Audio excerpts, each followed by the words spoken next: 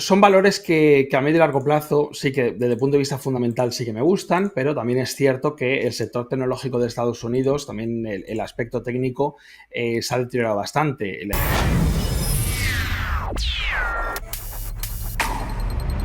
Parece que saca la cabeza el IBEX y las bolsas europeas hoy del hoyito en el que está metido. ¿Va a durar mucho esto o no? Bueno, Rebote hoy del 0,4%. buena pregunta. De momento es cierto que ha empezado bien la sesión, pero también es cierto que en las últimas sesiones hemos visto la pérdida de niveles de referencia de soporte relevantes que veníamos comentando semanas atrás. Como podemos ver en los gráficos, en el caso del IBEX 35 es el único que de momento sí que ha conseguido apoyarse. Aquí vemos el cierre de ayer, cómo se apoyaba en esa base de la cuña en la que lleva inmerso bastantes meses, pero por otro lado vemos como el DAX Etra ha perforado un nivel importantísimo de soporte que ya comentábamos la semana pasada en el entorno de los 15.550 puntos, nivel que además de ser soporte, porque ya lo había sido anteriormente en los meses de julio de este mismo año y también había sido resistencia en el primer trimestre del 2023, y además por la importancia de la media de 200 sesiones que también se ha perforado. Si extrapolamos esta situación al Eurostoxx 50, que también hemos visto cómo se han perforado las medias y ese último soporte en el entorno de los 4.187, y que al otro lado del Atlántico vemos como el S&P 500 parece que tras el hueco bajista también sigue goteando a la baja y se acerca a la media de 200 sesiones, y el Dow Jones de Industriales ha perforado esa media, pues bueno, de momento pues el tímido rebote que estamos viendo en los primeros compases de la sesión de hoy, de momento pues puede ser un mero rebote técnico, ya que creo que hay que extremar la cautela. Se han perdido niveles de soporte, creo que es momento de ejecutar algunos stop loss, ya que todavía podría ser solo el comienzo de una corrección de mayor envergadura. Vale, o sea que precaución de momento a la hora de estar en renta variable. Los que estén dentro esperan, aguantan, paciencia o deshacen algunas posiciones. Creo que es muy importante, primero, ser muy selectivo en cuanto al sector en el que estemos. No es lo mismo estar ahora mismo pues, en un sector relacionado con el petróleo, no es lo mismo estar en un Repsol, en un Occidental Petroleum, en un Total, pues, a lo mejor sectores más vinculados con el consumo, que lo han hecho realmente bien. Ahora podríamos asistir a una corrección de cierta importancia. Entonces, con esto creo que hay que ir valor por valor, pero lo más importante, que sepamos identificar bien los niveles de soporte, que planteemos una buena estrategia a la hora de que nuestro binomio de rentabilidad-riesgo sea atractivo y, por lo tanto, si se pierden soportes y hay que ejecutar stop loss, que no nos tiemble el pulso, ya que, como bien sabemos, en muchas ocasiones cuando aumenta la volatilidad y vemos caídas importantes, el mayor riesgo que hay en el mercado es que nos dejen fuera, que nos quedemos con unos precios comprados muy por encima de donde está el mercado, y eso creo que es lo peor que le puede pasar a un inversor hoy en día. Venga, vamos con las consultas. 915331851, 915331851, WhatsApp 609224716, 609224716 y nuestro chat en el canal de YouTube Intereconomía Radio. Empezamos con un audio, Eduardo. Hola, muy buenas. Quisiera hacer una consulta al analista de un par de valores que yo no sé si debo ya venderlos. Uno es Infineon, que los compré a 35,16 euros y actualmente pues tengo una pérdida como del 12%. Y Ferrari, que los compré a 288 euros y ahora tengo pues una pérdida del 5,5%. Eso es todo. Muchas gracias. Un saludo, Luis. ¿Qué le decimos a Luis de estas dos posiciones? Bueno, con respecto a Infineon, es un valor que también es un ejemplo claro de lo que comentábamos antes.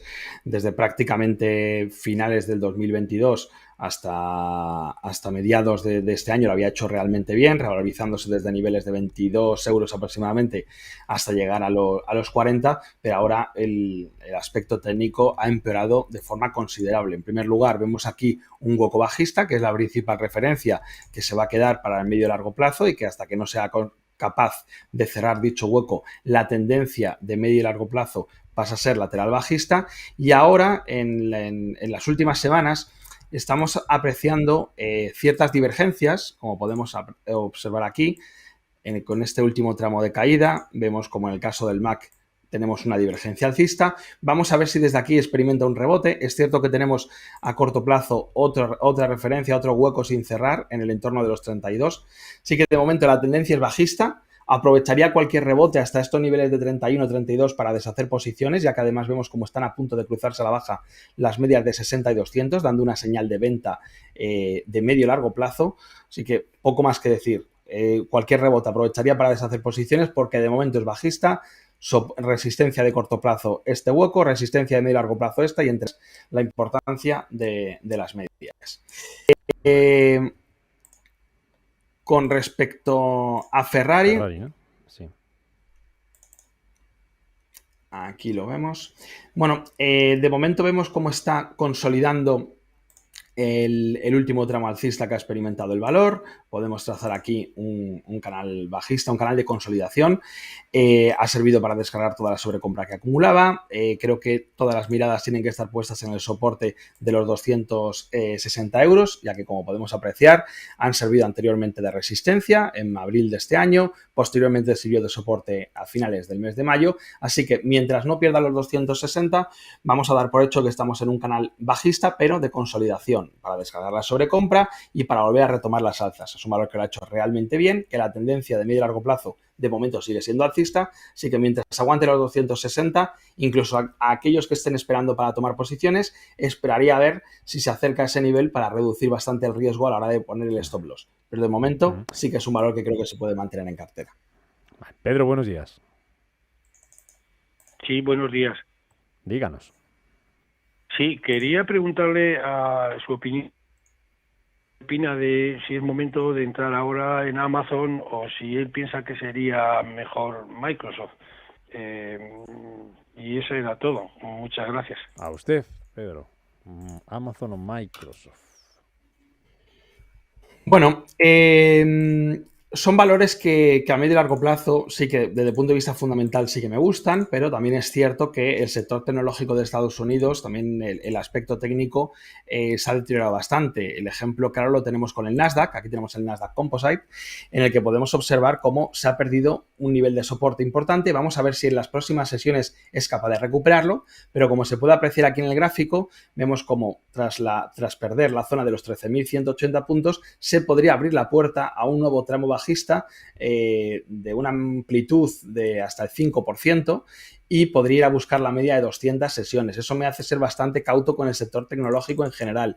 Pero centrándonos en estos dos valores que nos ha comentado, bueno, pues en el caso de Microsoft, vemos como esta corrección que hablábamos en el Nasdaq podría llevarle a niveles de $295, que además, como podemos ver aquí hay un hueco alcista que no ha sido cerrado y que puede servir de soporte, dejado el pasado abril, el 26 de abril de este mismo año, y que coincidiría con esa media de 200 sesiones. Así que para tomar posiciones esperaría que se acercara a ese nivel. Antes creo que es arriesgado, sobre todo tras ver esa perforación reciente de los soportes en el Nasdaq.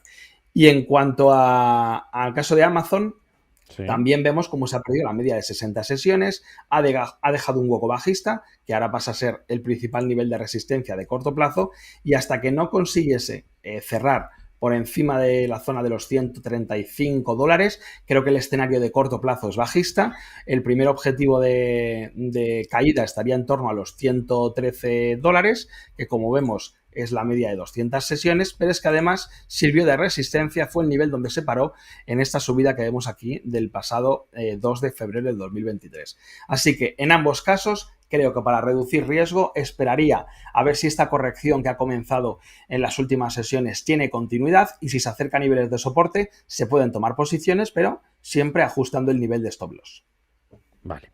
Te meto una más, Apple, otra de las grandes. Pregunta Alejandro en YouTube si puedes analizar Apple a precios de entrada. No estoy dentro, sería para largo plazo, dice. Bueno, Apple, el speech inicial, pues muy parecido al que hemos comentado con Microsoft y con Amazon. Además, también vemos que aquí, en este caso, está más cerquita de ese nivel de referencia, de esa media de 200 sesiones en gráfico diario que nos podría servir de soporte. Vemos como también se ha dejado aquí un hueco bajista, que es la principal referencia. Vemos como justo ha servido ya de resistencia a principios del mes de septiembre, y hasta que no sea capaz de superar los $191 a medio plazo, la tendencia pasa a ser lateral bajista. En el caso de estar dentro, si pierde los 166, aconsejaría deshacer posiciones, ya que considero que podríamos asistir a una caída de mayor envergadura con un siguiente objetivo en el entorno de los $150.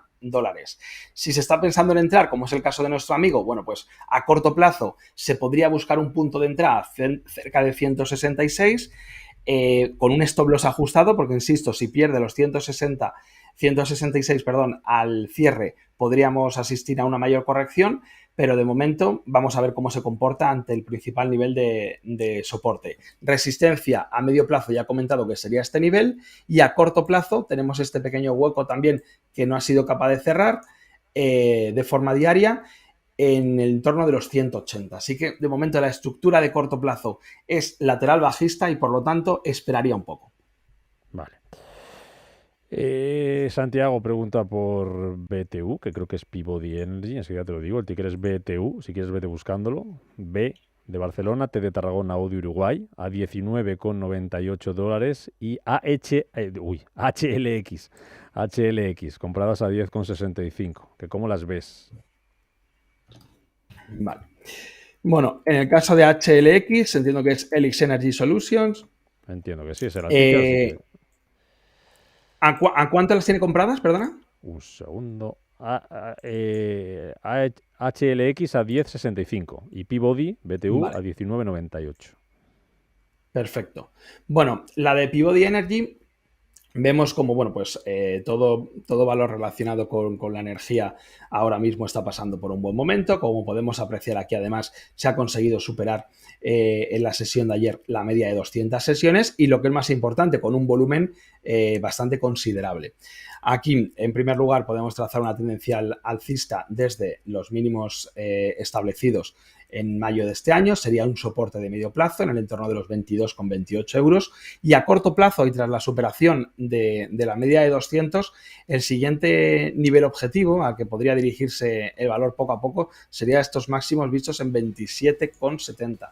Vamos a ver si confirma con un segundo cierre por encima de la media, y además nos encontramos que a corto plazo nos deja un soporte que es este hueco dejado en el día de ayer en apertura, y por lo tanto el stop loss a corto plazo debería estar situado en cierres por debajo de $23,90. Vale, nos vamos a las noticias. Te dejo... nos queda BTU, Peabody, pues déjamelo para la vuelta y vete mirando también Palantir, Neogenomics y AMD. Peabody lo teníamos pendiente, Palantir, Neogenomics y AMD. Dime algo breve de cada una.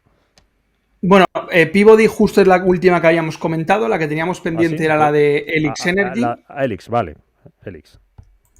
Y en el caso de Helix Energy vemos como tras haber superado una referencia en cuanto a resistencia se refiere, se enfrenta ante los máximos de 2016, que es ahora mismo la resistencia en la que nos encontramos muy cerquita, en esos máximos que veíamos en la sesión de ayer, la zona de los $11,80. La tendencia es claramente alcista. En cuanto a niveles de soporte para aquellos que hayan tomado posiciones en las últimas sesiones, tenemos en primer lugar la zona de los $10,50 y posteriormente a medio y largo plazo este hueco alcista que nos dejó el pasado 27 de julio y que se sitúa en el entorno de los 9,10. Así que de momento estructura alcista y se puede mantener el valor en cartera. En el caso de Palantir, vemos cómo está inmerso en un rango lateral, se ha apoyado en las últimas sesiones en la base de dicho canal, y es que de ser perforado, el siguiente objetivo de caída estaría en torno entre los 11,70 y los 11,30, nivel por el que pasa la media de 200 sesiones, y la proyección quedaría perder este canal lateral, y proyectando la amplitud de dicho canal nos llevaría a los $11,70. De momento, al ver que ha rebotado, las miradas tienen que estar puestas en la zona de resistencia, que como podemos observar, esta parte alta del canal lateral en el que lleva inmerso desde el mes de agosto, desde principios del mes de agosto, coincide con la media de 60 sesiones. Así que aquí la operativa es bastante clara: comprar cerca del nivel de soporte ajustando el stop loss y deshacer posiciones cerca de los 16 euros. Que vemos que es capaz de superar $16, con un volumen superior a la media de las últimas sesiones, podemos volver a retomar posiciones, ya que el siguiente objetivo de subida estaría en torno a los $19,10. En el caso de Neogenomics, vemos cómo la tendencia es bajista, se han perdido niveles de soporte, se han perdido las medias de 60 y 200, pero sí que es cierto que este movimiento bajista en el que está inmerso podría estar dando síntomas de agotamiento, por lo menos a corto plazo, y eso podría originar subidas. Vemos cómo hay divergencias alcistas en el MAC y esto podría provocar un rebote de corto plazo. En tanto en cuanto no sea capaz de recuperar la zona de los 14,90 dólares, mi opinión, la estructura es bajista y por lo tanto creo que cualquier rebote debe ser aprovechado para deshacer posiciones. Y en el caso de AMD, que era la última que... Sí, vemos cómo se está apoyando en la media de 200 sesiones, nivel de soporte a corto plazo. Vemos cómo además está lejos de esta tendencial alcista que podemos trazar desde los mínimos establecidos a mediados de octubre del año pasado. Y en cuanto a resistencias se refiere, en primer lugar, la zona de los 180-95 dólares sería el primer nivel de resistencia que debería superar el valor y posteriormente ya nos tendríamos que ir a la zona de los 120 dólares. A cortísimo plazo, muy importante que no pierda esta media de 200 sesiones, ya que de asistir a la perforación de los 94,60 dólares, el siguiente nivel objetivo de caída estaría en el entorno de los 83 dólares. Así que muy atentos, ajustamos el stop loss y si pierde ese nivel, creo que es momento de ejecutarlo porque como ya hemos comentado en el caso de otros valores tecnológicos de Estados Unidos, la situación está complicada, sobre todo tras haber visto la perforación de niveles de soporte en el Nasdaq. Preguntan en el WhatsApp por Soltec, compradas a 3.30, por Artificial, compradas a 0.126, si asume pérdidas o mantiene. Vale, un segundito. Soltec y Artificial. Sí. Bueno, en el caso de Soltec, ¿nos da algún precio de referencia de compra? Sí. Soltec 3.30, Artificial 0.126.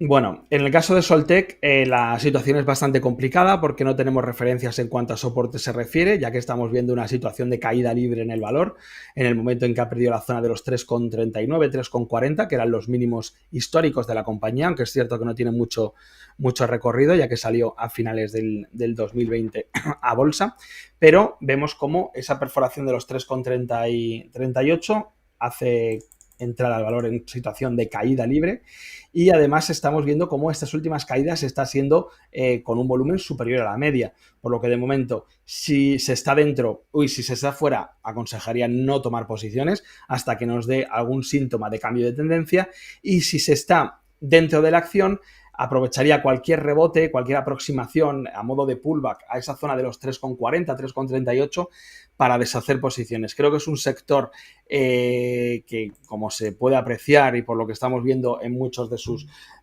valores comparables, ha experimentado una situación de burbuja en muchos de estos casos y, por lo tanto, creo que es momento de estar fuera de este tipo de compañías y más con una estructura técnica como la que estamos viendo en este caso. Vale. Vamos y en el caso de Artificial... que nos queda Artificial, perdona. Sí. En el caso de Artificial vemos cómo ha perdido la media de 60 sesiones, es verdad que está bastante sobrevendido el valor, también es cierto que viene de una caída de los 0,17 hasta los 0,11 que se encuentra actualmente y vamos a ver si el soporte, la media de 200 sesiones es capaz de frenar este movimiento bajista. De momento no hay síntomas, sí que es cierto que se ve mucha sobreventa, pero de momento no observamos una divergencia alcista que nos haga pensar en un futuro rebote. Así que si se está fuera, me aconsejaría esperar y si se está dentro, insisto, cualquier rebote a la media de 60 sesiones aprovecharía para deshacer posiciones y si no, si pierde la zona de los 0,1045 aconsejaría deshacer posiciones. Pregunta Manuel por CAF y Talgo. ¿Dónde las vería para entrar y dónde pondrías el stop de CAF y de Talgo? Vale, de CAF y de Talgo. Un segundito, me pongo Talgo también. Bueno, la verdad es que este es un sector que sí que es cierto que a medio y largo plazo y desde el punto de vista fundamental sí que me gusta bastante, aunque después de lo bien que lo habían hecho en los últimos meses, pues al igual que estamos viendo en el mercado en general, está experimentando una corrección. En el caso de CAF, vemos como el stop, el nivel más cercano importante, nos lo encontramos en la zona de los 28,70 euros. la perforación de ese nivel creo que sería motivo más que suficiente para deshacer posiciones, ya que el siguiente nivel objetivo de caída estaría en torno a los 26,5 €, que es donde se cruzan las medias y ya ha servido de soporte en veces pasadas.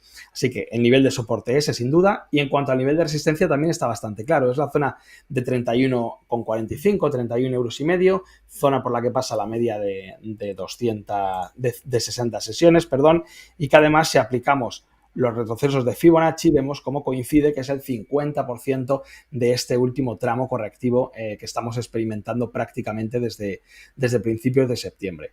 Así que los 28,70 sin duda la referencia a tener en cuenta.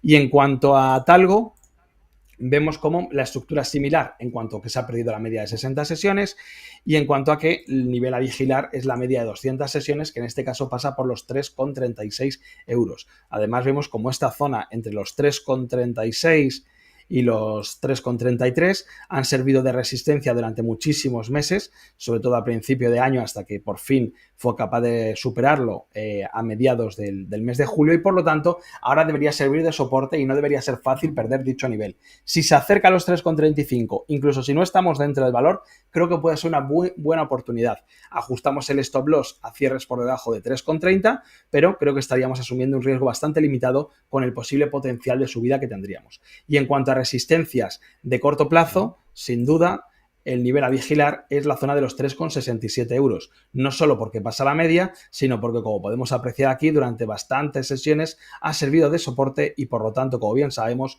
una vez perforado el soporte, pasa a ser resistencia. Venga, un par de valores más. ACS, compradas a 29,95, y BBVA, compradas a 7,12. Pregunta a este oyente si deshace compras. Y hay otro oyente que pregunta también por BBVA, dice que está alcista en 7,25, que hasta dónde crees que puede subir para ir cerrando y recoger ganancias. Vale, pues vamos con los dos casos, ACS y BBVA. A ver, un segundo, perdona. Aquí. Vale. Bueno, en el caso de ACS, como podemos apreciar en el gráfico, la tendencia está siendo claramente alcista. Estamos viendo cómo va poco a poco subiendo y además va consolidando niveles. Así que de momento la estructura es impecable. En cuanto a niveles de soporte, están bastante alejados, es decir, la principal referencia en cuanto a medias se sitúa en los 31,78 €. Por lo tanto, aquí mi recomendación es, si no se está dentro del valor, aconsejaría esperar, ya que podemos apreciar aquí también que ya empezamos a ver síntomas de sobrecompra en el valor y no sería descartable una corrección. En el caso de que se produjese dicha corrección, el nivel que debemos vigilar es la zona de los 32,05, que como podemos apreciar aquí ha servido de resistencia y una vez superado ha servido de soporte, así que sería un buen nivel de referencia. Y en cuanto a aquellos que tengan el valor en cartera, pues de momento se puede mantener sin problema, ya que la estructura, como comento, es claramente alcista. Y en el caso del BBVA, vemos como también lo está haciendo realmente bien, aunque nos enfrentamos ante un nivel de resistencia que lleva en varias ocasiones intentando superar sin éxito, como es la zona de los 7,5 €.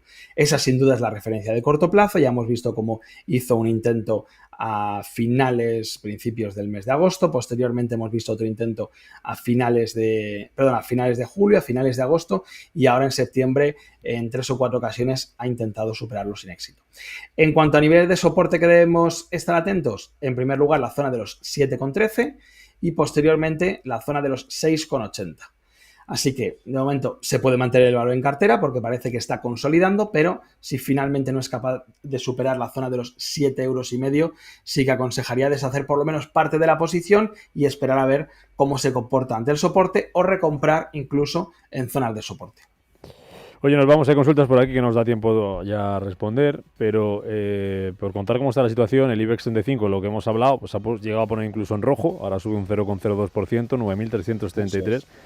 Pero es que Solaria se nos está disparando un 8% después de presentar resultados. Está por encima ya de 14 € por acción. ¿Cómo está Solaria técnicamente, Eduardo? Pues vamos a ver Solaria.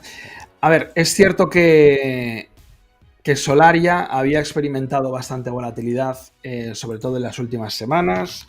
Es un sector que, como hemos comentado, A ver, un segundo, si voy a marcar este. Solaria. Como habíamos comentado, a ver, aquí lo tenemos, pero creo que con el cierre de ayer, sí. Vale, aquí vemos ya acercado a niveles de soporte. Es un valor que ha sido duramente castigado. Hay que recordar que viene de que estaba en octubre del año pasado en el entorno de los 24 y ahora estaba inmerso en un rango lateral con la parte baja en el entorno de los 12,70, 12,60 euros y la parte alta de dicho canal en la zona de los 14,80. Ahora mismo estamos viendo cómo está en 14,15. Vamos a ver si nuevamente se dirigiese hacia esos 14,80, 15 euros, que es la zona de resistencia que debemos vigilar a corto plazo. De momento ha rebotado desde soporte. Como bien comentas, es el valor que mejor lo está haciendo a estas horas y además con volumen después de resultados.